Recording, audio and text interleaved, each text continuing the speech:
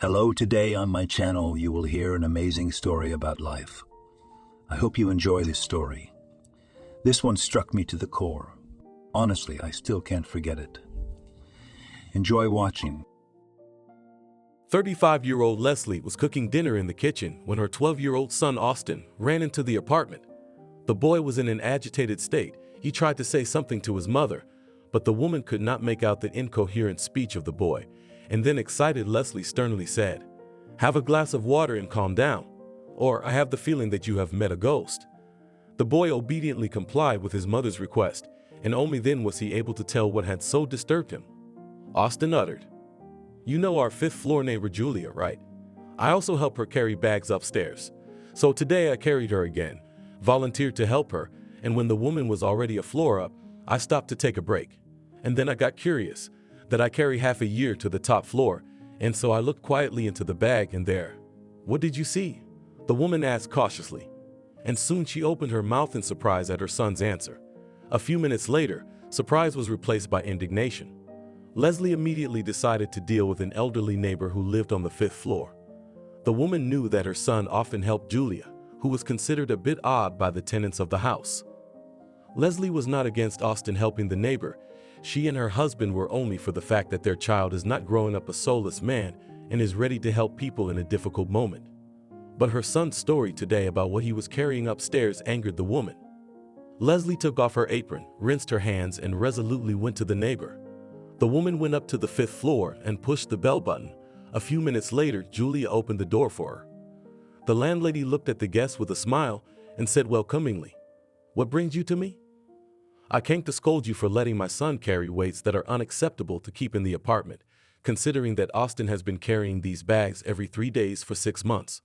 I'll ask you not to use child labor for selfish purposes anymore," Leslie said sternly.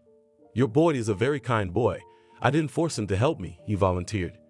"To be honest, I have long forgotten what human kindness is, and your son reminded me of it," said the old woman, and tears came to her eyes, which soon flowed one after another down her cheek.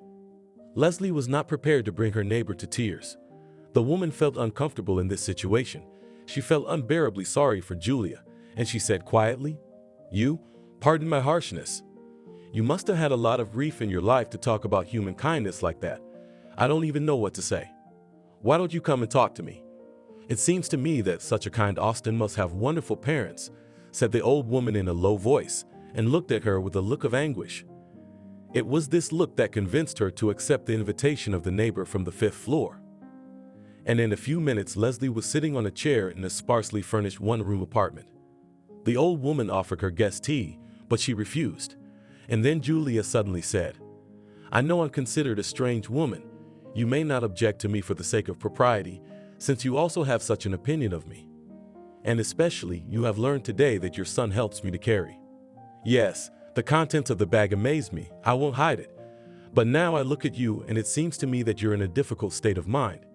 I dare not demand that you tell me about yourself, but sometimes it is the best way out in some situations, such as yours," Leslie said. "Are you sure you want to know about me?"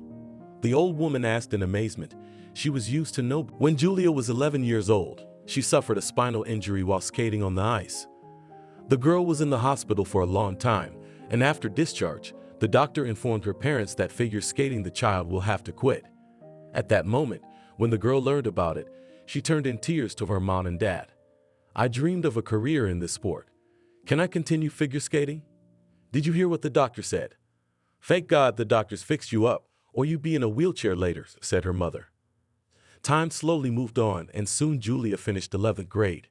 The girl's mother dreamed that her daughter followed in her footsteps and entered a teacher training institute. However, Julia had no desire to teach lessons at school. The girl dreamed of the profession of confectioner. About this she informed her parents. Father took the news silently, but Selena was indignant and spoke out. "What kind of profession is that? Are you going to bake cakes and make cream all your life? Listen to what your mother tells you. You'll get tired of standing behind the stove in married life. Then you'll hate your job." "Mom, but it's my choice. I like to cook culinary masterpieces. Please accept my choice," the girl said. Selena had no choice but to agree with her daughter's decision. At the end of the conversation, her mother only told the girl that later Julia would regret it, that at one time did not listen to her mother. Soon Julia entered the culinary college and with great pleasure began to master new disciplines. The girl went to study always in a good mood because she dreamed that as soon as she got a profession, she would become the best cook in the city. 2 months passed as Julia entered college, and one day returning from her studies, she saw a guy trying to remove a cat from a tree. The young man called the pet affectionately by its nickname and then jumped up, trying to grab onto the branch. The girl moved closer to the guy and pronounced, "In this way you are unlikely to get the cat out of the tree. You have another suggestion, then tell me," said the stranger, turning to the girl who spoke. "Here, take a sandwich with sausage and try to lure the cat. By the way, is that your pet?" she said. "Of course it's my cat. I wouldn't be chasing other people's cats around here. It's just that we recently moved here. I opened the window to ventilate, and Mirka jumped through the window, and this is the result. She's sitting in a tree, scaring the whole neighborhood with her meow. I've been here for an hour, like an orangutan jumping near the tree," said the guy sadly.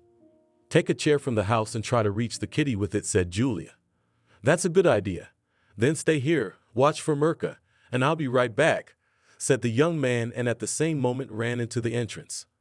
The boy was gone for about 7 minutes, and soon he climbed up on a chair and carefully pulled the cat by the scruff of the neck from the branch.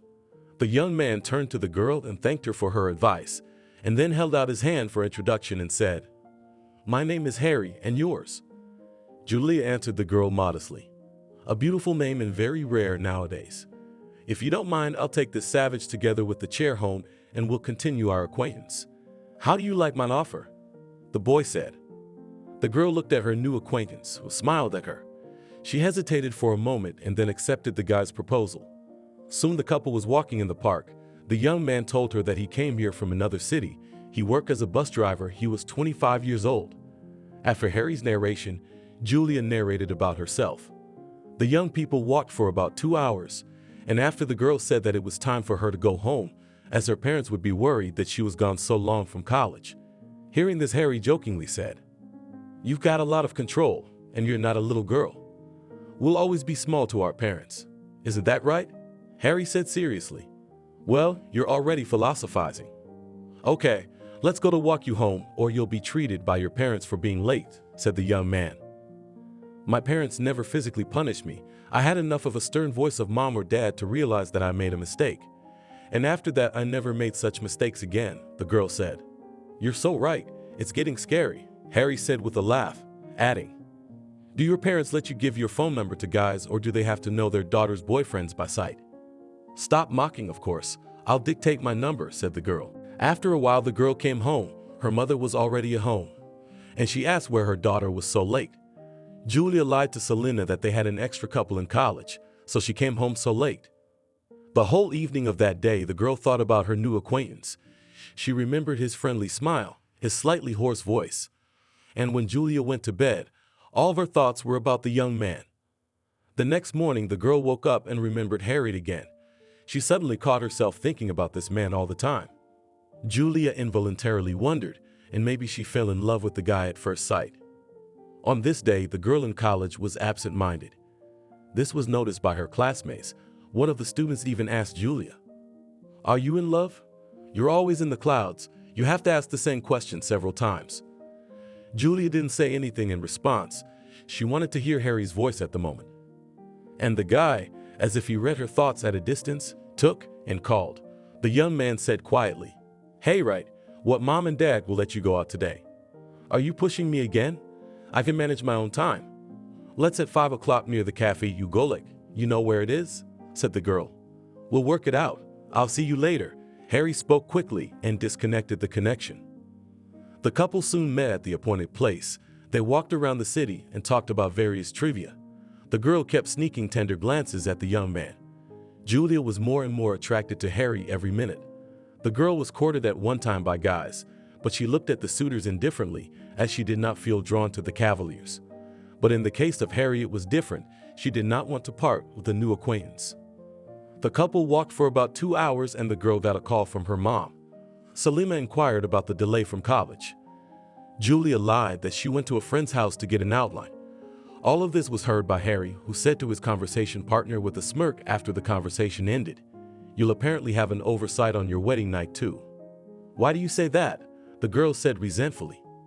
Am I not telling the truth? If you are already conspiring an innocent walk with a guy, Harry said with a sneer and then added, "Come on, I'll walk you out already, or my mom's going to put out an APB." The girl was visibly offended, but tried to hide it from her companion. The couple walked to Julia's house without talking.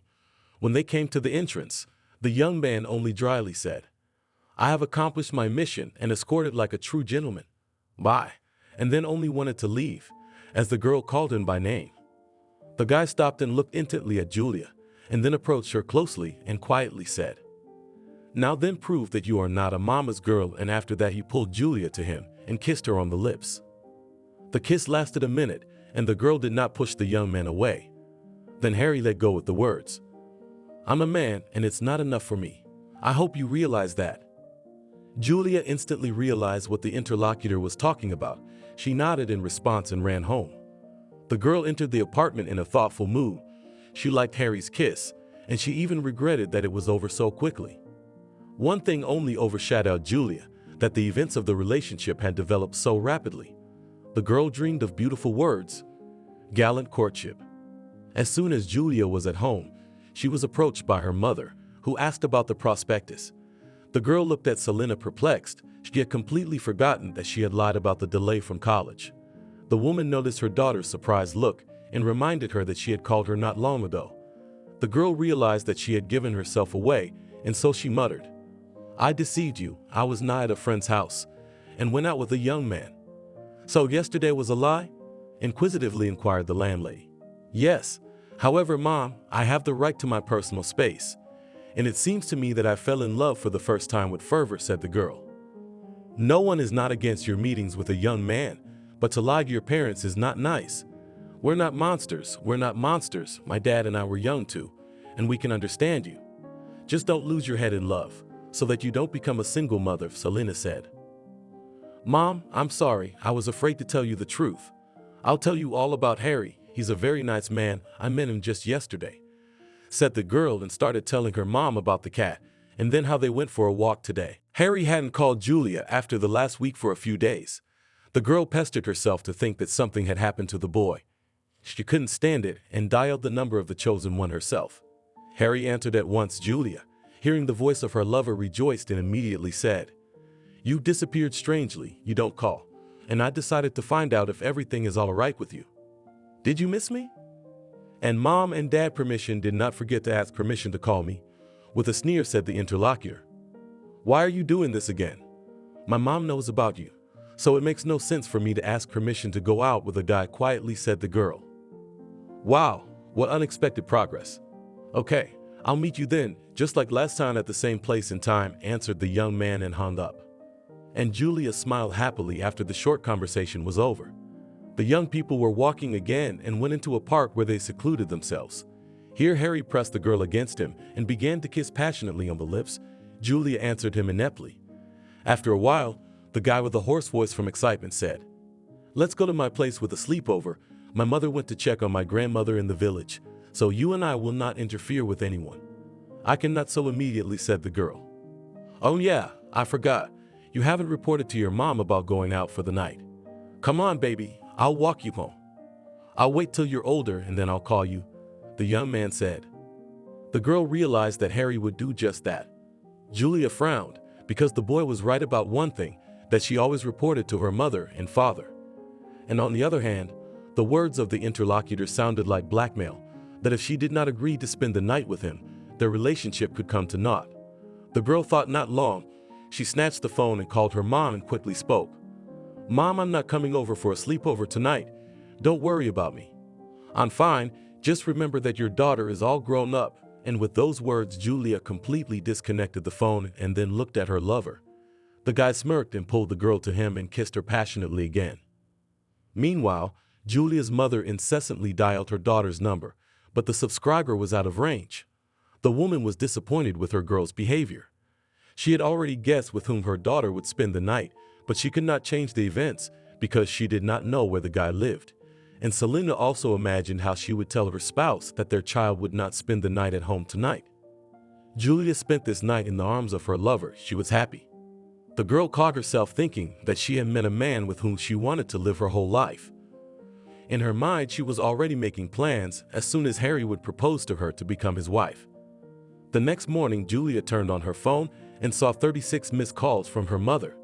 The girl involuntarily clenched her eyes. She imagined what kind of conversation she would have with her parents. But Julia had to look at the chosen one, as she immediately threw the moralizing conversation with mom and dad aside. The girl was ready to endure everything only if the young man was always with her. Julia had no time to think about it. As the phone rang, it was Mom, who dryly said, "Waiting at home without being late from college." When classes were over, Julia walked home without mood. She didn't want to listen to her parents' remarks about her immorality. Julia entered the apartment and breathed a sigh of relief. Her mom hadn't come home from work yet. The girl quickly called the chosen one, and as soon as she heard the voice said, "I miss you already. So like the night of love. Come in today, we'll continue," the guy said. "Harry, I cannot. I still need to talk to my parents," said the girl, and immediately regretted her words, as she quickly realized that the guy will sneak on this occasion, and she was not mistaken. The young man said in response, "I didn't expect anything else." Julia, not thinking long after these words, changed her clothes and quickly wrote a note to her mom, in which she said, "Mammy, I love this man. Don't worry about me. Everything will be fine. Kisses to you and Daddy." As soon as the girl wrote the note and put it in a prominent place, she changed her clothes and left the apartment in a hurry. She thought only about one thing, to leave before her mom came back from work. And Julia managed to do it. She successfully avoided meeting her mom. The girl happily ran to her lover. She dreamed about the embrace with her beloved, and also about the fact that today she would tell the chosen one about her feelings. In response, Julia expected to hear the same thing. The girl did not even think about the other. The girl came to the chosen one in an excited state. She wanted to tell how she ran away from her parents.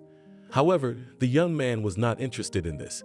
Julia was bruised by this circumstance, but she was able to hide this feeling.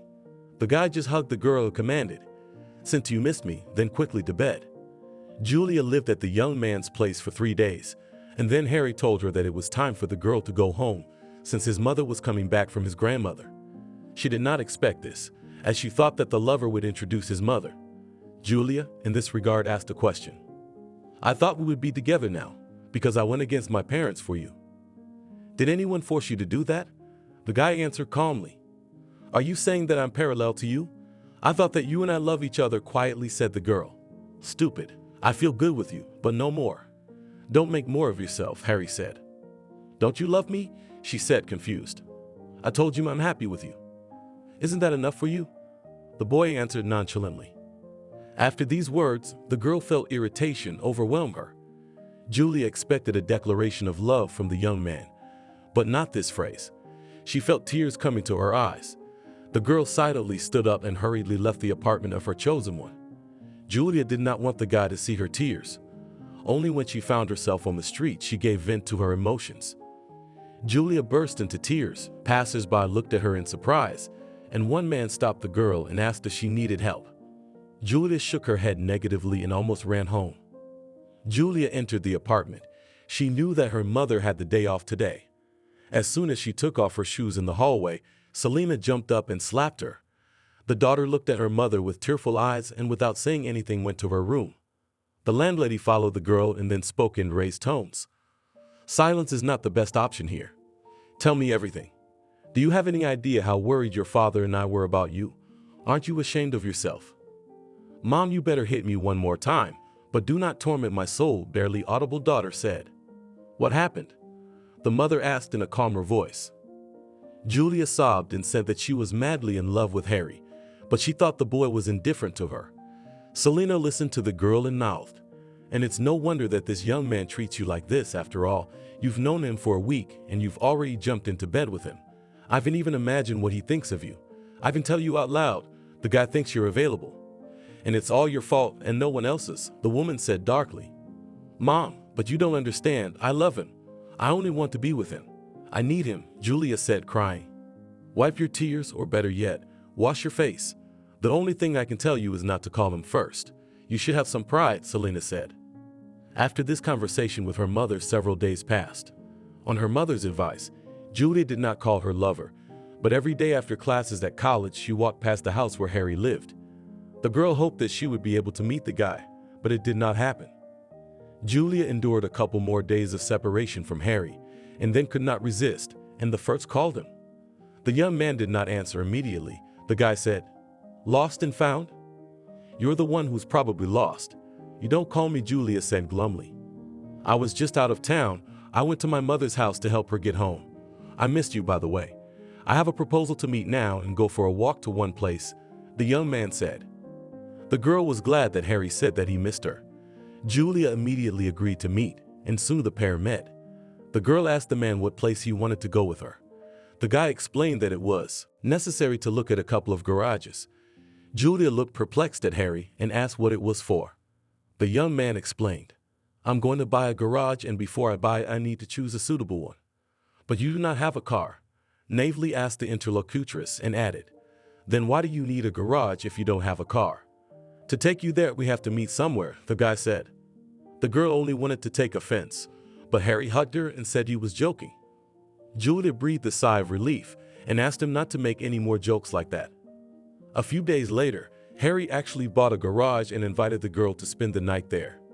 Julia at first wanted to refuse, but the desire to be in the arms of a loved one took over, and she agreed.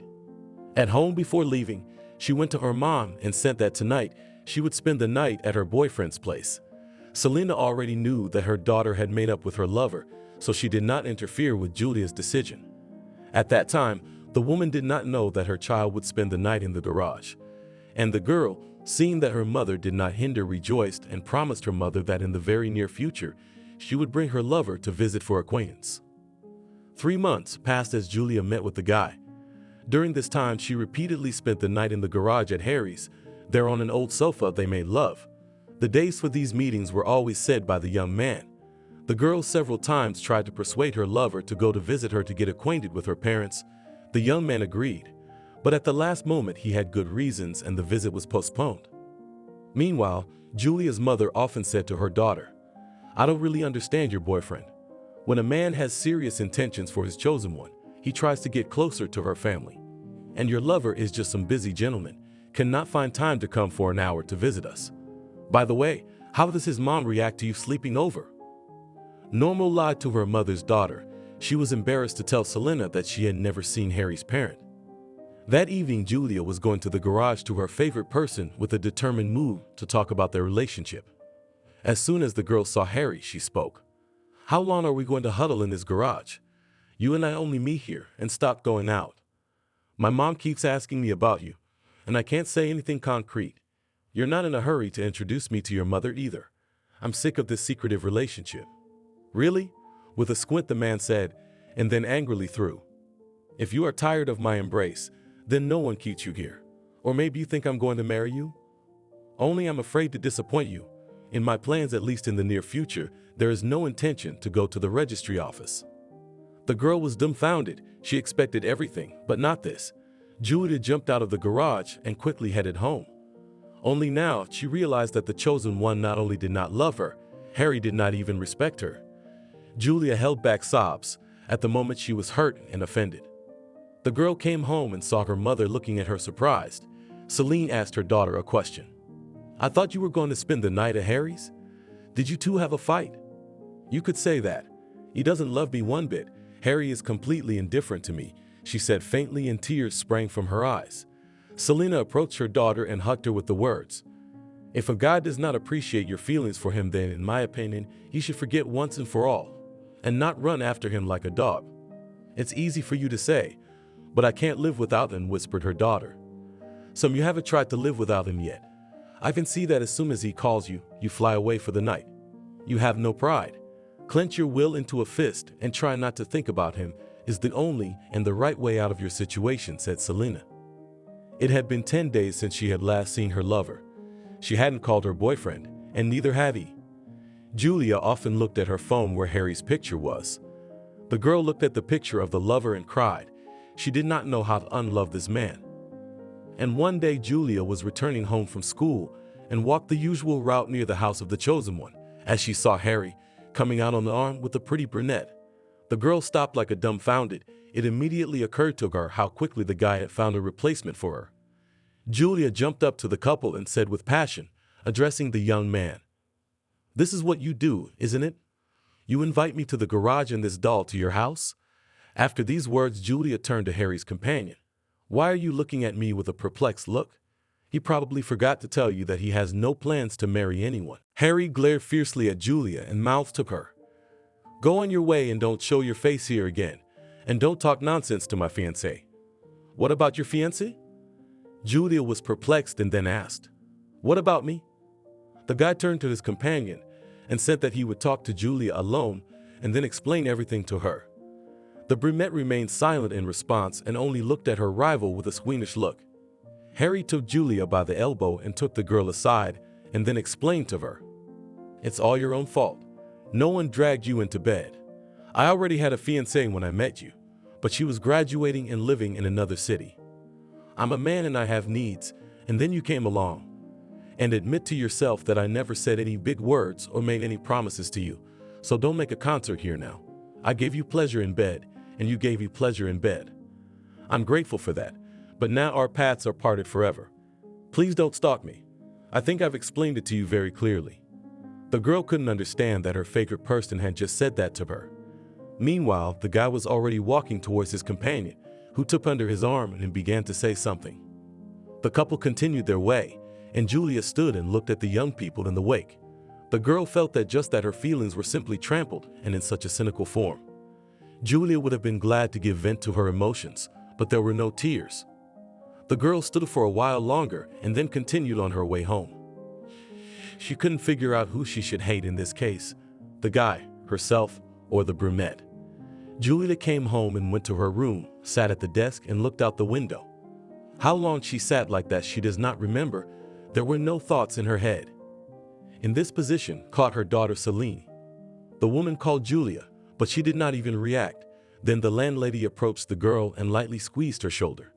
The daughter shuddered and looked at her mother with a devastated look. Selena realized that her daughter was in some kind of trouble. She asked Julia what had happened, and in response she heard, "There is no love in this life as I about men now," said barely audible. Daughter said, "Don't be silly. You must have had another fight with Harry. It's all right. You'll make up," the woman said. "Mom, I love him with all my heart, but he doesn't need me at all, because Harry has a fiancée and he had a girlfriend the whole time we were dating. You see, that's how it is," her daughter said in a dull voice. "I understand that you are hurting and hurt right now. Only time will help you. You will forget this person and on your way will meet your chosen one, who will love you, appreciate and respect you," said Selena affectionately. "I don't need anyone but Harry," said the girl. After this conversation, a few days passed, and Julia tried to call her lover, but he dropped the calls. And after some time, the guy changed this IN card, and the girl could not call her lover. Julia then tried to catch up with the young man near his house, but Harry, seeing her, said, "Do you have absolutely no pride? I told you in normal language I don't need you. Do you want me to call you bad names? If I see you here again, I will do so, and loudly, so that passers-by can hear." After this short conversation with the boy, the girl came home in a kind of daze. Julia's mother saw that her daughter was suffering and could not help her in any way. The woman tried to distract the girl from heavy thoughts, but Julia listened to her mother with a distracted look. A year had passed since the young people broke up. Julia was still suffering from her lover and often came to Harry's house to secretly look at the former favorite. She realized that her visits to the dwelling of the guy makes himself only more painful, but she could not help it. The girl hated Harry, but at the same time she continued to love him. Time flew by, and Julia finished her studies. She no longer went to the house of her former lover, but the girl tried to meet guys, but Julia did not want to start a new relationship. And here in the family there was still an unpleasant event that caused the girl's antipathy to the male sex. It's all about the fact that Julia's father met another woman and went to the divorcee. Selena strongly experienced a divorce from her spouse. After her husband left her, Selena complained of heart pains and was advised at work to go to a witch who lived in a small village nearby. The woman offered her daughter to go to the witch together. The girl did not refuse, and soon they were in a small village near a neat little house. The mother and daughter were met by a girl who was the same age as Julia. She took Selena and her daughter to a separate room where a woman of indeterminate age was sitting. Selena said hello and only wanted to say what occasion they were here, as she was interrupted by the lady of the house. "Wait for the blabbering. Let your daughter come to me." Julia looked perplexed at her mother and fulfilled the request of the woman, whose name was Maria. The witch asked the girl to give her her right hand palm up. Julia fulfilled the request of the witch doctor. The witch doctor studied the hand for a long time and then thoughtfully said, "You will not have an easy fate. You will have to experience a lot, but you will know happiness yet. True, it will happen not soon, and you'll do good for people. I can't tell you more, but know one thing, you must live." "You've veiled your prediction," the girl said, puzzled. "I told you that I can't say much, but I can feel the power coming from you, and only God gives that kind of power. You will understand everything in time and my words too. Know that your talisman is that earth and the straight road is not for you," said the witch, and then turned to Celine. "Give me your palm." Marita studied her hand, then stood up and took out some herbs and told her how to brew a healing potion. And then she said to Julia's mother, "Let your husband go in peace to the divorcee. Do not torment your heart with hatred for your husband. If you do not listen to me, my herbs will not help you and you will leave this mortal world. Think about what I'm saying. Your life is in your hands now." After the visit to the witch, about 3 months passed. Julia had already got a job as a pastry chef in a cookery shop, but Selena was having heart palpitations. Her daughter noticed it and saw her mother wrinkle her nose. The girl could not stand it and started a conversation with her mother. She said, "In vain we went to this witch. She did not say anything good. I can see that your heart is seizing. Daughter, you shouldn't talk about the witch doctor like that. That woman was right on the mark when she said that you should forgive and let your spouse go in peace. And I still can't do it," Selena said. "Mom, forget that cheater. I will never forgive my father for living with you for so many years and then leaving you. Thanks to my first love and my dad, I've come to hate the male sex. I do not believe now, guys, that they even know how to love really with fervor," said the girl. "Don't lump all men into one category. You shouldn't do that. In life there is a real love, when two halves find each other and live until old age together," said Selena. "Well, let's say that's true. But answer me then, why can't you forgive your father and hate him as much as I do?" said Julia. "It's a complicated question. I just love your father and can't forget him," said the woman faintly, and then she looked at her daughter, smiled at her and said, "But you ignore the male sex for nothing. You're young, beautiful, you need to organize your personal life, and you cherish a from guys like the devil from the incense. I've had one crush for the rest of my life. Don't start talking about your love life, Mom. Maybe someday I will have a man, but I do not believe that I can love him so much," said the girl. 6 months passed and Julia was walking home from work when she saw an ambulance at the entrance. The young woman felt a vague uneasiness in her soul and then rushed home. At the stairwell, she saw 2 men in white coats carrying a stretcher where her mother lay. Julia shrieked and rushed over to Selena, who was unconscious. The girl screamed to the medical staff. "What's wrong with her?" "A heart attack. If you are a relative, you can come with us. But I warn you that the patient will be placed in the intensive care unit where you cannot enter," said the man in a white coat. "I agreed to wait in the corridor with tears in her eyes," said the girl. She prayed to God that her mother would only stay alive. After a while, Selena was hospitalized. The girl nervously paced the hospital corridor. She waited for the slightest news about her mother's condition. It was about 2 hours later when a doctor came out to see her. Julia rushed to him and folded her 2 palms on her chest and said, "Tell me that Mom is okay. I'm begging you. Be strong. We did everything we could, but your mom had a massive heart attack. We weren't able to save Selena. I'm sorry for your loss," said the doctor and went further down the hospital corridor, while Julia remained standing in the same place where she had just heard the sad news. The young woman walked along the wall to the couch and sat down on it, and then only cried. Soon a funeral was held where neighbors were present as well as Selena's co-workers. Many good words were said about the deceased and many wreaths and flowers were laid. Julia looked at it all with a devastated look. She realized that she was all alone in this life. And then she remembered how the witch had told her mother to let her husband go in peace, but her mother did not. The girl involuntarily shuddered because the words of the witch doctor turned out to be prophetic. After the funeral, the young woman became even more withdrawn. The girl now went only to work, and after a day of work hurried home, where no one was waiting for her. Julia felt that she was going crazy from the silence in the apartment, and that she decided to get a pet. The young woman found an ad in which it was written that a young family gives away kittens free of charge. In the evening, she went to the address and returned home not alone, but with a small red kitten, which she named Organic. Time moved forward imperceptibly, and Julia went home in high spirits because today was her birthday. She was 29 years old. She was holding a bouquet of flowers in a bag containing a coffee set. All this was presented to the girl by the team of the culinary center, where Julia worked. The young woman anticipated how now she would come home and have tea with Ogonyok, who had long since grown from a kitten into a big fluffy cat. Julia had long since gotten used to celebrating her birthday alone at home. The next day after work, the woman decided to run to the store to buy a bouquet of artificial flowers for her late mother. Julia went to the grave twice a year. It was on her parents' day and on Selena's birthday. Exactly 10 days later, the girl's mother's birthday was coming up. She bought white gladioli, the flowers Selena especially loved. And soon the young woman was sitting at a table near her mother's grave. Julia took out of the bag of cookies that she had baked the day before and a handful of chocolates. She put all the sweets on the table and stuck the flowers in the ground near the monument. Then she carefully wiped the photo of her mother and said affectionately, "Hello, my dear. Here I came to congratulate you on your birthday. How are you in heaven? Probably watching me, and every time you ask me when my daughter will get married. Mammy, don't worry. As soon as I fall in love, I'll become a family man, but right now I've had enough of the red-headed rascal.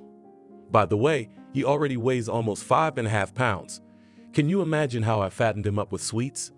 Ogonic, I have a good boy, always a gentle meal welcomes from work."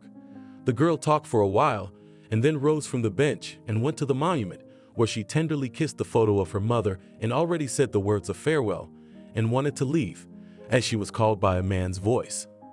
"I am sorry, for God's sake, for disturbing you. I just heard you talking affectionately with a relative." "Eavesdropping is not nice," calmly replied the girl. "I didn't do it, just you were engrossed in your monologue and did not notice me, and here behind you I was visiting my father. He was buried yesterday. And this is your mother, I understand," the stranger said. "I'm sorry for your father's loss." "Yes, this is my mother," Julia said in a steady voice. "A very beautiful woman, and you look just like her," said the stranger. "Beauty did not help her keep her husband's love," said the young woman. "Do you think that the appearance of a person is the main thing in the relationship of spouses?" asked the young man, surprised. "I do not know, and in general, I have no desire to philosophize on this topic," strictly pronounced the girl, and headed for the exit from the cemetery. Julia did not even look at the interlocutor at the moment of a short dialogue. Meanwhile, the man caught up with the young woman and asked permission to escort her. The girl at this request stopped abruptly and only then looked at the guy and said, "Maybe you will leave me alone. I kind of made it clear to you that I do not need neither escorts nor interlocutors. I ask you to leave me alone and not to pursue me." "And you are a prickly hedgehog," said the stranger, laughing, and added, "Apparently, you have been offended by some strongmen of the stronger sex. I just wanted to talk to a beautiful girl and nothing more. Will you change your anger into mercy? Or I'll think that your name is Kai," the guy said softly. "Why Kai?" the girl asked, perplexed. "Didn't you read fairy tales as a child? This is a character from the fairy tale, The Snow Queen. He was enchanted, and instead of a heart, he became an ice flake," said the man. "But that's a man's name." "Am I so masculine?" said the girl and laughed, and then continued, "You know how to compliment young ladies." "Pardon me, I didn't mean to offend you. It's just that this is the only fairy tale that came to mind in which there is a character with an icy heart. By the way, and laughter suits you better than the stern tone with which you all the time before you answered me cordially," said the stranger. "Don't suck up now," said the young woman with a smile. "Wow, you have a very charming smile. And yet I insist on a little walk in this lovely weather. I promise I won't be intrusive," said the boy affably. "All right. My name is Julia," said the girl. "You impress me more and more every minute. You have a beautiful, rare name. My name is Oliver. Nice to meet you. By the way, I'm on an iron horse. If you want to ride, we can ride. You said to go for a walk, and now you're changing your shoes so quickly. That won't do," said the girl. "You have surprised me once again. The thing is that I really wanted you to refuse to ride in a car and prefer a walk in the fresh air. I'm not from around here, so I'm putting the navigation course in your hands. Command, and I will obey you with pleasure," said the new acquaintance. The couple left the cemetery and followed the path through a small grove. The girl asked the young man to tell her about himself. Oliver gladly told about himself. From the companion's story, the young woman learned that the man was 26 years old. He was an entrepreneur. He and his mother owned a cafe and restaurant. Oliver also said that his father left them several years ago to another woman and moved to live in this city. The guy said that he maintained good relations with his father, as well as with his new wife. Oliver himself lives in New York and recently called his father's wife and reported, "I'll be here for a few more days. Can I talk to you some more? I don't think I scared you with my conversation, and you have intrigued me with one more thing, that you boasted that you are a skilled pastry chef. How can I verify that?" The girl answered easily and dictated the address where she worked and said that she made all the pastries that were sold there. Oliver promised that he would visit the place tomorrow. And after that, the couple parted. Coming home, the young woman thought about her new acquaintance and noted that for the first time in so many years she liked this man. However, immediately after that she remembered about her father and then about her first love, and all thoughts of Julia then about the pleasant acquaintance evaporated. The next day the young woman went to work. She completely forbade herself to think about Oliver, and she managed to do it up to a certain point. At the end of the working day, Julia was summoned to the hall from the kitchen by a saleswoman who said conspiratorially, "And you're being called into the hall as an expert on sweets. What kind of nonsense?"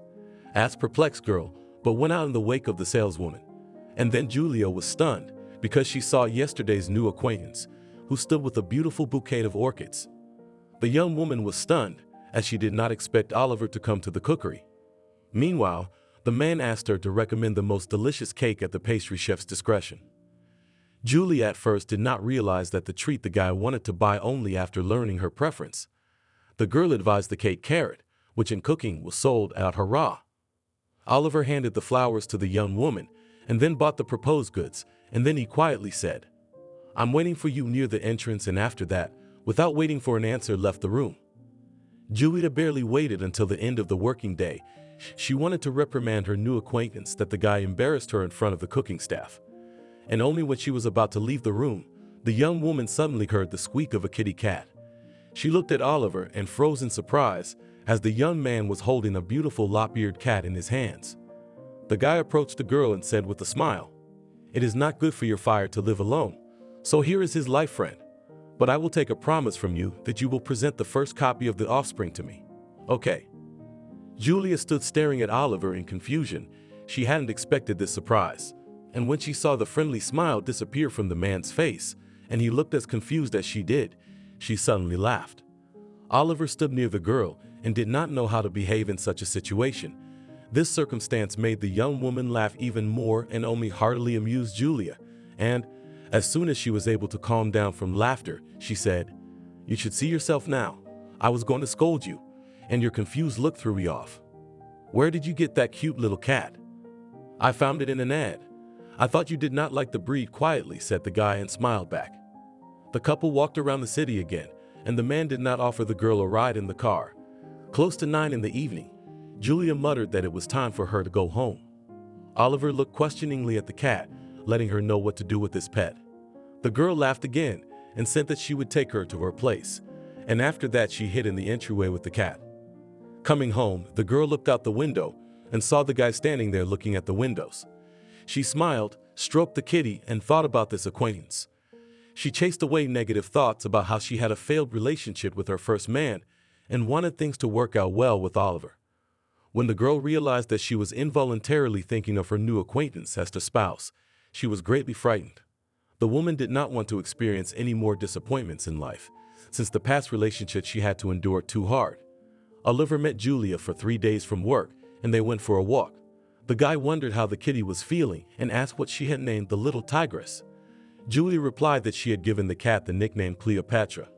Oliver was surprised and asked why, and the interlocutor laughed and replied that the cat built her cat, and the pet does not leave the bedroom. Soon the guy reported his departure and asked for permission to call the girl. She did not respond with a refusal, as she herself was drawn into the relationship. Julia liked talking to the young man.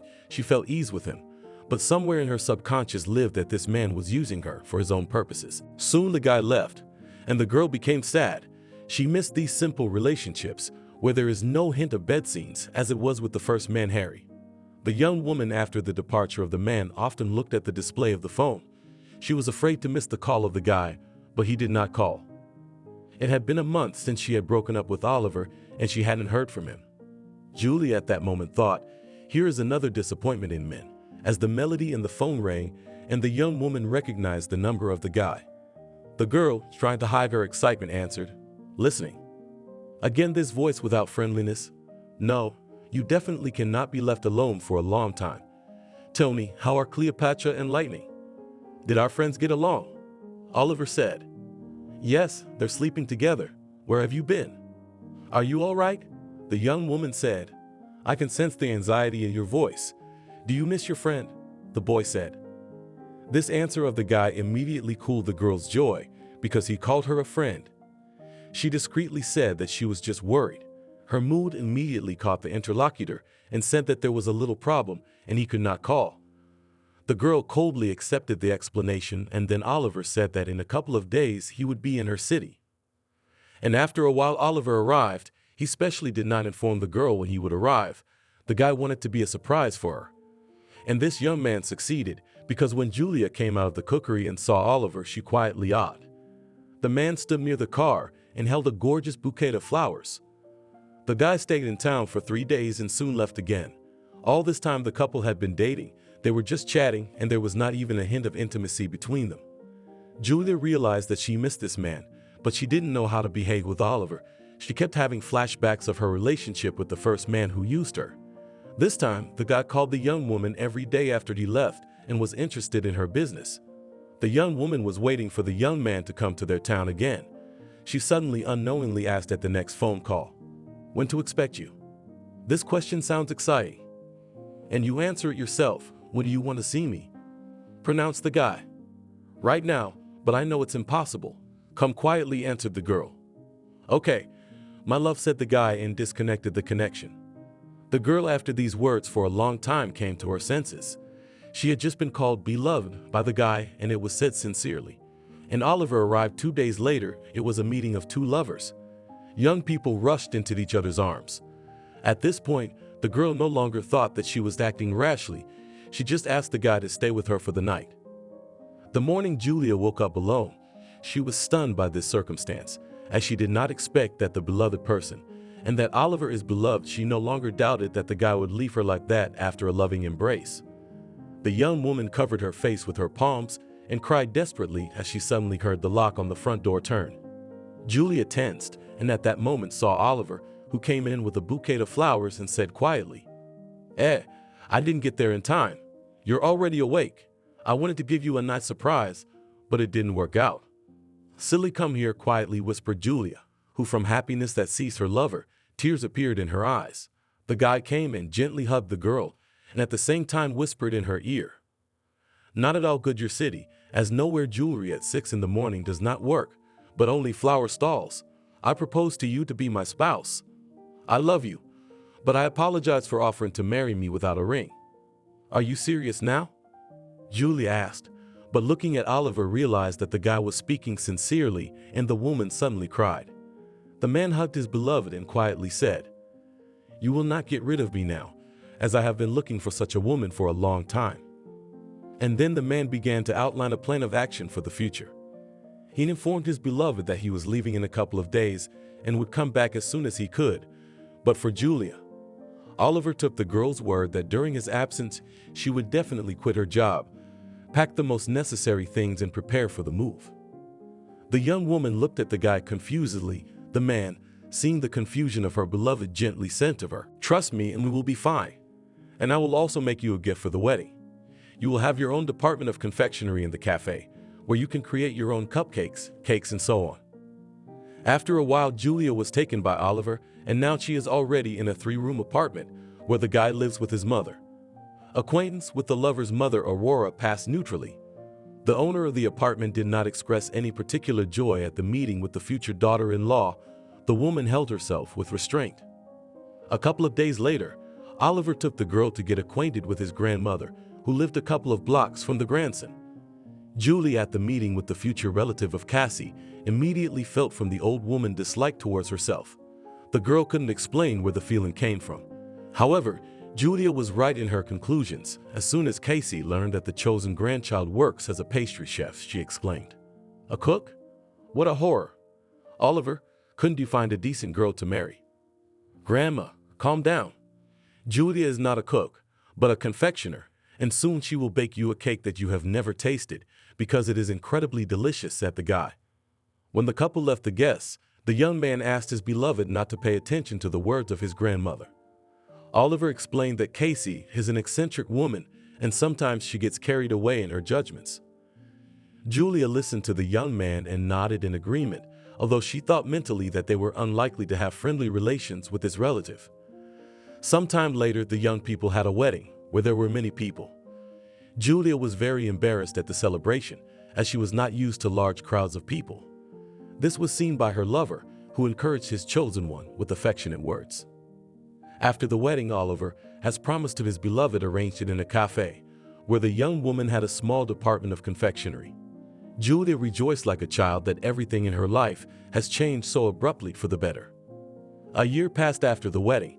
The young people lived soul to soul between them, and as something, Oliver started a conversation with his wife about real estate. The guy said, "Listen, I have a proposition for you. You have an empty apartment in your city. Maybe you sell it and open your own bakery store here with the money from the sale of real estate. I'm just saying that in the very near future, we're going to have kids and we need to take care of them. Don't reject my offer right away, but think about it and remember I'm not imposing it on you." Julia thought for a few minutes and then realized that her husband was 100% right. She smiled and said, "I agree. And you are already thinking about children."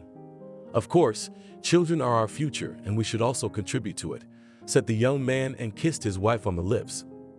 After a while, the plan of the young people was realized in reality. The couple opened a small confectionery store where Julia became the owner. Years flew imperceptibly and 6 years passed as the wedding thundered. The couple were happy. Only one thing that saddened them was that they had no children. Julia went to several clinics during this time, but the doctors spread their hands, saying that with her health is all right. The woman would have been happy to talk to her mother-in-law about it, but there was no trust between them, which also made Julia sad. Aurora, immediately after Oliver's marriage, made it clear to her new relative that she tolerated her only because of her son's choice. Oliver saw that the wife is worried about the lack of children in the family, and once offered to take a child from an orphanage. Julia, a few days of reflection, and came to the conclusion that there is nothing wrong with this idea. She, together with her husband, will give some kid a happy childhood. The woman even thought, who she wants more, boy or girl, and with this question turned to her husband. "What sex of the child do you want?" "I do not care. You can have a girl and a boy at once," smiling, Oliver said in response. The couple chose the day of the trip to the orphanage, but because of Julia's indisposition, this event had to be postponed. The woman got up in the morning and felt nauseous. She barely had time to run to the restroom before she threw up. Julia had barely worked at the store that day. The woman came home depressed. Her mother-in-law noticed her pale appearance and Aurora inquired about her symptoms. Julia answered as is, and then the landlady discreetly said, "All your signs clearly indicate that you are in an interesting position. To be sure, buy a pregnancy test." Julia froze after her mother-in-law's words. The woman slapped herself on the forehead. How could she not have realized it herself? Julia ran up to Snezhana Vitalievna to kiss her on the cheek, but her mother-in-law did not allow her to do so. The daughter-in-law was a little shaken by this circumstance, but she immediately threw away these thoughts and began to get ready to go to the pharmacy. Just an hour later, Julia already knew that she was pregnant. It was indicated by a positive test. The woman gently put her hands on her stomach and thought that finally fate had given her and her husband a gift. Julia waited for her husband from work to tell him the good news. As soon as Oliver came home, the wife approached him and quietly said, "We need to talk. This morning you were gloomy because you were worried about something, but now you are shining like a Christmas tree. Let's go talk with a smile," said the man. As soon as the couple went to their room, Julia gently hugged her spouse and in her ear said, "We will not go to the orphanage for a child, as I am in a position, which means you will soon become a father, and I will become a mom." The man stood for a few minutes, realizing the news, and then picked up his beloved in his arms and spun around the room. And at that, Oliver only repeated one phrase, "We're going to have a baby. We're having a baby." The couple decided that in a week, they would go to the Women's Counseling Center for the woman to register for pregnancy and childbirth. Oliver immediately informed his wife, "You will give birth in my presence. I will support you. You're a businessman, but maybe I'm against it," said the beloved, smiling happily. A few days passed and the couple went by car to the antenatal clinic. Julia wanted to take a detour to the clinic, but Oliver said that they would only lose time, so he chose a shorter route, and that decision cost him his life. Their foreign car was hit at high speed by an SUV driven by a drunk driver. What happened next for Julia was a blur. Initially, she lost consciousness, woke up when she saw how she was pulled out of the car, and again passed out. The woman did not regain consciousness until several days later. Julia was lying in a hospital bed under an IV. She wanted to call for a nurse, but her lips only made a whistling sound. The woman tried again, but the result was the same. Julia wanted to get up and immediately realized that she couldn't do that. At the moment, the woman was only interested in the fate of her husband and the future baby. She prayed to God that her spouse would not be hurt and the baby inside her. Julia didn't know how long she lay like that. The woman lost track of time.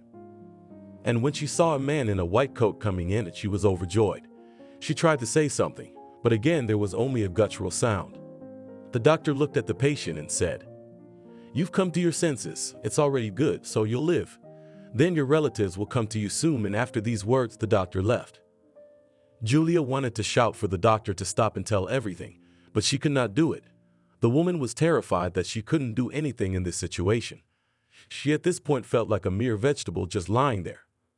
An hour later, the mother-in-law and her mother Casey entered the room.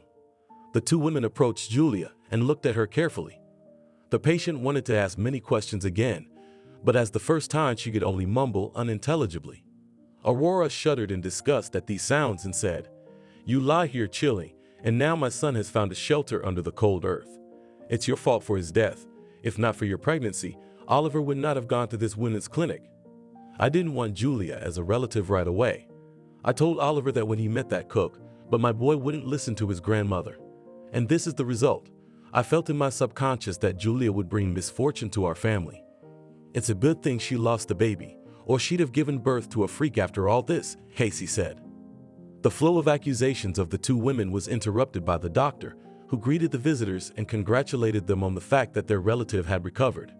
The mother-in-law wrinkled her nose at the doctor's words and mumbled, "Does she understand us?" "I think so," said the man in the white coat, and then turned to Julia. "If you can hear me, blink twice." The patient complied with the doctor's request. The doctor turned to her mother-in-law and made it clear to the woman that Julia could hear everything, but she could not speak. Aurora immediately asked the next question. How long will she be moving like that? And will Julia even be able to move on her own? "I can tell you only one thing, that this woman is lucky to have made it out at all," said the doctor, and then began to explain in medical terms in what condition the patient was lying. From all this, Julia realized that she had a head injury, so her speech was impaired, as well as many fractures, but she would be able to move, but only with the help of a cane. After his explanations, the doctor added that the patient would stay in the hospital for at least 2 months, and then the man in the white coat left. The mother-in-law looked thoughtfully at her daughter-in-law for a while and then turned to her mother. "I'm thinking, why do we need this Julia at all? Why do we have to go to the hospital to visit her and spend money on her? And also after discharge, she will have to be taken care of and maybe even hire a special caregiver. Mom, do you have any idea how much that would cost?" "I can only imagine, daughter. And you'll have to look at all this," said Cassie in response. "No, I don't like it," Aurora said and looked at her daughter-in-law, who was trying to say something. "It would be easier to give her up and put her in a mental institution," Oliver's grandmother said, and then added, "Julia will be out of business now, because all she can do is mumble. Your daughter needs to pay the doctor to declare her incompetent, and then Julia will be sent to a mental hospital, and the candy store will be transferred to you, as well as your son's cafe. You'll be able to use your income to go abroad, because you've been dreaming of it for ages. And your mom says the right things. It is easier to pay the doctor once than later to give money for the care of this provincial mother-in-law said. And after this conversation, the two women left the room. Julia, after all that she had heard, realized with horror what fate awaited her in the near future. The woman felt a sharp pain in the chest area where the heart is located and immediately lost consciousness. Julia only a month later learned that after leaving from all the experience she had a heart attack. The woman already at that time could sit, move only her left hand, as the right was paralyzed after the heart attack. A month after the accident, Julia's mother-in-law came to see her only twice while she was in the hospital. Aurora showed up the day she was discharged. Julia mentally rejoiced that Oliver's mother had changed her mind and had come to take her home from the hospital. However, the woman was greatly mistaken in her jubilation, because on the way out she saw an ambulance and then heard Snezhana Vitalievna's words. "It is your punishment that now there is no my son alive. You will live in a mental hospital, that's where you belong. You are already a cripple anyway, you walk with a stick, you can't speak, and your right arm hangs like a whip. You need special care, and that's what they'll give you at the hospital for the mentally ill." Julia tried to go to the side and scream, but two orderlies came to her and took the woman under her arms and put her in the car. Julia looked with horror at her mother-in-law, but she stood there smiling indifferently. At that moment, Julia thought why Oliver's mother hated her so much, because she had done nothing wrong to her, and tears ran down her cheeks. Julia was placed in a psychiatric boarding school, in a ward where 5 other patients were still lying. The woman tried to gesture to the nurse to show that she was not mentally disturbed. The girl in a white coat did not understand anything and said in an orderly voice, "Sick, go to your room and do not wave your hand in front of my nose. If you disobey, we have punishments for rowdies." Julia did not dare to disobey and leaned on her cane and walked to her room. She decided to wait for the doctor to explain the situation. The doctor came in and the woman made gestures with her hand. The man in the white coat looked at her indifferently and then instructed the nurse to add another medicine for the patient. Julia gestured for a piece of paper and a pencil. The doctor provided it to her, and she scribbled, "Healthy?" The doctor laughed and muttered, "Everyone here says that," and with these words, he went to another patient. Julia made many attempts to explain to the doctor or nurse that she was a normal person. However, all her attempts to prove that she was an adequate person failed. The woman was desperate, not knowing how to escape from this hell. Julia felt that being with people who had mental illnesses, she could go crazy herself. To prevent this from happening, she decided to learn to write with her left hand as well as her right. The woman discreetly stole a notebook from the nurse on duty and a pen. Stealing was contrary to Julia's principles, but in this case she had no choice, as it was not allowed to give the sick items for writing. The girl began to train her left hand every day. She wanted to write a note so that she could then pass the message to the prosecutor's office. True, the woman did not know how she would do it, being in a psychiatric boarding school. Week after week went by, and several months flew by imperceptibly. During this time, Julia was able to write with her left hand more readily. Now she only needed a blank sheet of paper to write a letter, so she went in search of it. She took a moment when the nurse stepped back and grabbed the notebook, but this action was noticed by the technician, who had been watching the patient for a long time. Lucy, the janitor, came over and said quietly, "Put it back if you don't want trouble." Julia glanced fearfully at the technician and put the notebook down. Lucy, in the same quiet voice, asked the woman to follow her. The cleaning lady went into the small room where the household supplies were kept, followed by Julia. Once the two women were alone, Lucy spoke up. "I've been watching you for a long time. You keep to yourself. You react to words quite appropriately. I've been working here for over 10 years and I've seen a lot. Something tells me you're not a psychopath." Julia nodded happily and then gestured for her to write. The cleaning lady took out a notebook from her purse and handed it to the woman with the words, "Go ahead and write your memoirs." Julia squatted down and began to write. After about 10 minutes, she handed Lucy a sheet torn from the notebook with an inscription that read, "I'm not here of my own free will. I need to write a letter to the prosecutor's office to get me out of here. My mother-in-law put me here after the accident. She did it to take my candy store and because she hates me." "Well, you and stupid," with a grin said the technician, and continued, "Who will read your letter in the prosecutor's office if it is written in a psychiatric hospital? You won't get anywhere with this method. Nobody wants to listen to you here, and you want to get into the authorities. Straight path is not your destiny in this situation. Especially I understand that your mother-in-law is not a poor woman, isn't she?" Julia nodded her head. Lucy looked at her companion and felt sorry for the woman. The cleaning lady handed the notebook to Julia and said, "Briefly write your destiny. And don't forget to write down if you have any relatives." At the word relatives, Julia immediately shook her head in the negative. The technician nodded and said, "Well, you're right, and I'll see what I can do to help you." Julia smiled and tears rolled down her cheeks. At that moment, Lucy fully believed that she was looking at an adequate person. The cleaning lady patted the woman's arm and told her not to get too excited. At that moment, Julia had a ray of hope that she could get out of here. But at the same second, the woman thought, where would she go after this boarding school? Julia thought for a long time and then decided that the most important thing now was to get out of here first, and everything else later. Lucy twirled the note from the girl in her hands. She wondered how she could help this poor woman, and the first thing that came to mind was to talk to Julia's mother-in-law. The cleaning lady got Snishana Vitalivna's phone number from Julia and dialed her. A few minutes after talking to the girl's mother-in-law, Lucy realized that this woman hates Julia with all her soul. So the cleaner did not waste time on an empty conversation and disconnected the connection. A few days later, Julia brought the technician a notebook all written out. Lucy read it and wept. She realized that this woman's life was not sugar and there was no help for her. The orphanage worker thought about how she could help Julia, and the only thing that came to her mind was to escape. The cleaning lady approached Julia. "Do you have someone who can take you in?" "Don't answer that now. Think carefully. You only have one way out, is to run away from here and start a new life." Julie thought about the words of her interlocutor. When the woman went to bed, she involuntarily remembered the technician's phrase about straight roads. And then Julia, like an electric shock, was struck by this phrase. She immediately remembered what the witch had told her. Straight roads are not for her. She remembered that she had asked him to take a detour before the accident, but Oliver had believed that his route would be faster. Julia blamed herself overnight for not insisting on her decision then.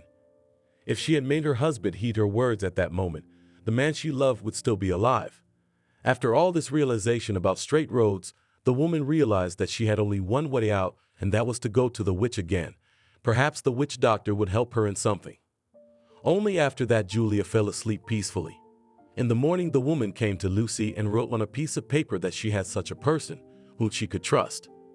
The technician nodded satisfactorily and said, "As soon as the moment is favorable, then I'll get you out of here. I'll give you money and food for the journey. You'll get there by train, because you don't have a passport, and I can't get one.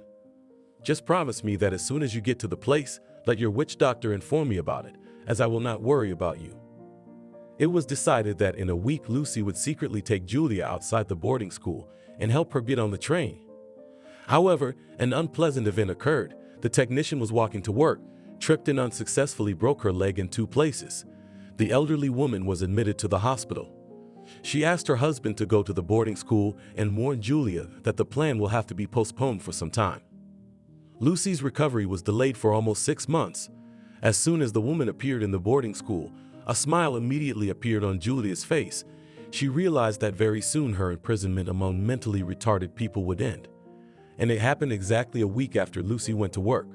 The 2 women stood on the platform afterward and hugged each other with tears in their eyes. The technician admonished Julia and asked her to take care of herself. And soon the woman got into the car and waved goodbye to her savior. Sitting in the train, Julia could not believe that she had escaped from the cursed boarding school, where she had spent almost 2 years. The woman looked out the window and wondered what awaited her in the future. At the sound of the wheels, Julia fell asleep. Some time later, the woman woke up and discovered that money was missing from the patch pocket of her sweater. She cried involuntarily, for once again she had been punished by fate for something. When they announced her stop, the woman got off the train and decided that no matter what, she would get to the witch doctor. And Julia did it, though she had to go where she had to hare, where she had to hitchhike, and sometimes she had to walk. The road to the witch took the woman almost 3 weeks. And now Julia comes in dirty clothes to the witch doctor's house. The woman knocks quietly and Maria opens the door, who immediately recognized the visitor, who had been there many years ago. The sorceress takes a look at Julia and says, "As I said, life has taken its toll on you. I can see that you want help from me, and you will get it. But first lie down on the ground and listen to her, and then report what you hear or feel." The woman obediently lay down on the ground and put her ear to the ground. She stayed in that position for a few minutes, and then rose sharply and looked fearfully at the mistress of the house. The witch, seeing the woman's reaction, said with a smile, "The earth is whispering to you that it is under your control. You heard it, didn't you?" Julia nodded affirmatively, and the witch doctor spoke further. "I told you the first time I met you that I feel the power that God has given you. Only you need to reveal your gift. Now give me your hand to see how I can help you." Julia immediately gave Maria her hand and looked expectantly at the old woman, who closed her eyes and whispered quietly. This action took place for about 5 minutes, and then the witch released her hand and said, "Your speech will be restored, but you will not speak clearly. Your right arm will move, but the limp will remain.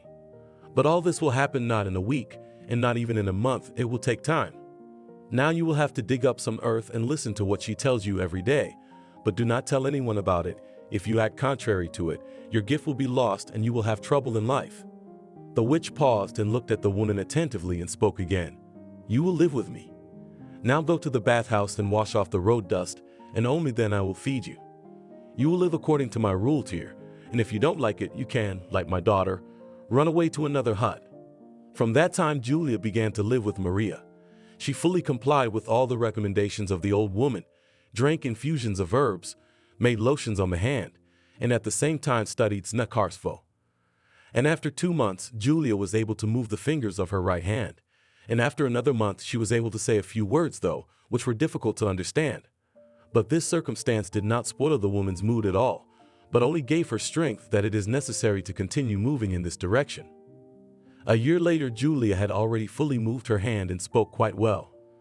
She praised herself that she had made the right decision to go to the witch for help. One thing that saddened the woman was that she had no time to thank the cleaning lady for her escape, because Lucy died of a stroke 6 months after Julia had left the boarding school. It had been 13 years since Julia had taken up residence with the witch doctor. During this time, the woman learned to heal some diseases with the help of the earth, on which she made incantations. With the help of her gift, Julia received food or small sums of money as a token of gratitude from people. Every 3 years, the woman traveled to the city to visit her mother's grave.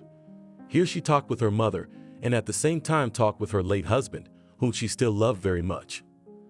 One day, Julia was called by a witch doctor who said she had something important to talk about. Maria looked at her ward and said, "I'll be gone very soon. Now, don't interrupt me. You will have one more trial in your life, but I can't tell you exactly what it is, because it concerns my line, and we can never know anything about ourselves, so be prepared for that. But I think you can handle it, as you are a strong woman. I told you that you will help other people, and you are doing it, so you will be able to cope with any trial. I can see that. You don't need to grieve for me, as I have lived a decent life, and I am not ashamed of any of my deeds. And one more thing, I advise you to let go of your resentment towards your father. He is not guilty of anything, just your dad loved another woman. It happens in life, and it's not his fault." "You just sounded like my late ex-husband," Julia said quietly. "So your husband was a wise man and his heart was good," said Maria. After this conversation, the witch passed away a little less than 6 months later. Julia wanted to cry when the old woman was buried, but she remembered her mentor's words that it was not necessary to grieve for her, so she held on and did not shed a single tear. At that moment, Julia exhaled and turned to the neighbor from the first floor. "And then you already know everything. Your son helped me carry the bags of earth up to the 5th floor, for which I am very grateful. Your Austin is growing up to be a decent man." "Wait, this is not the whole story, as I did not understand why you now live in this house, and not in the house of the witch. She said to stay you there." Amazed, asked the boy's mother. "That's a separate story, although I'm not telling the truth. My mentor has a daughter who did not get along with her when Maria was alive. So as soon as the witch died, her daughter showed up on the doorstep and ordered me to get out. I had nothing to do but to fulfill this order, because I was not registered in the house. I had no rights to housing. So I moved to the city, where I rented an apartment on the 5th floor." "Wait, what do you live on? You don't work, you don't receive disability pension. What do you live on?" the interlocutor said in surprise. "On what people give in gratitude. I help the sick I can cure, and they either bring me food or give me money. That's why I need the land. It is my breadwinner and my helper." With a smile, said the old woman. "What a hard fate you have. And you survived and did not break. I do not even know if I could resist all the trials that fell on your share," said Leslie. The woman paused for a few minutes, and then explained, "So you're going to live like this all your life? I mean, without a passport, without social security, because you have a pension. I'm a small man in this world, and I'm very afraid that if I start to restore my passport, I'll be put back in a boarding school for the mentally ill, and there to live, not sugar. I'd rather exist like a mouse than go back there with tears in my eyes," said the old woman. "Stop. You've been through so much and now you're passing up. It's not gonna work. My mom is a cardiologist and believe me, she has good connections. First, you will restore your passport and then pass the examination, where you will be removed from this diagnosis that you are a mentally retarded woman. The main thing is, don't be afraid of anything. You have to be strong now. I just didn't know before that you had been through such a life ordeal. And I can tell you that your neighbors really think you are a strange person, and I thought so too until today. And I am grateful to my son that he looked into your bag and told me about everything, because if not caustic, you would have continued to live like this. Please do not argue with me with heat," said the young woman. "Now I understand in whom your son weighed character. As they say, the apple does not fall far from the tree. It is just your case. I don't know what to say to your proposal," Julia said, and covered her face with her palms and cried silently. The neighbor from the first floor came to the old woman and hugged her.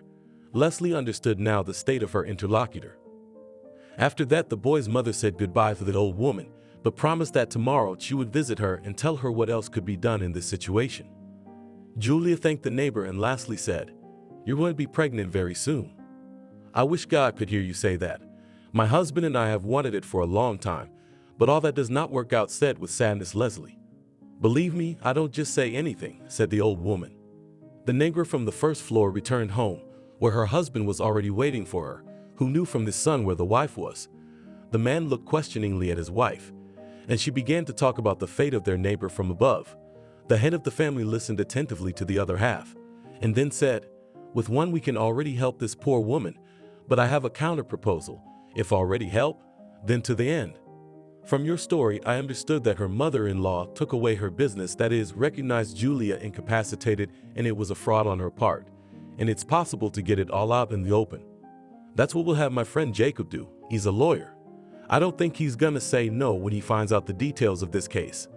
We'll get the store back to her if her mother-in-law is still alive and hasn't sold the business, but if she did, it'll be more expensive for her because she'll have to pay the money back. It'll be great if we can make this work. Julia deserves to live like a human being and not to sit and be afraid that she may be put in the asylum again," said her wife, and immediately added, "Honey, can I run to make her happy, because she also told me today happy news. You may not believe her, but I do. Our neighbor told me that I'm going to be pregnant." Leslie, without waiting for an answer, rushed upstairs to Julia's apartment. As soon as she was opened by an elderly woman, the mother of the boy told the landlady that now she will now be helped by many people. And also the neighbor from the first floor added that the mother-in-law will definitely get what she deserves for her greed and evil deeds. And only Leslie wanted to leave, has suddenly stopped and asked, "And you forgave your father that he left you for another woman?" "Yes," quietly answered Julia. The couple from the first floor were indeed able to help the elderly woman. They managed to get Julia's diagnosis of mental illness removed and helped her to get her passport restored, and at the same time to get back the pastry store that was still operating. A neighbor from the first floor suggested that the former mother-in-law be criminally punished, but the elderly woman said, "Don't. She is the mother of my favorite person. May God be her judge." Leslie was once again surprised by her neighbor, whom she considered a strong woman, and soon Austin's mother actually found out she was expecting her second child. And Julia sold the store and bought a place in her hometown and continued to help people heal illnesses with the help of earth and herbs. Thank you for watching this video to the end. Subscribe to the channel. Like it, write comments if you like the story, and see you on the channel.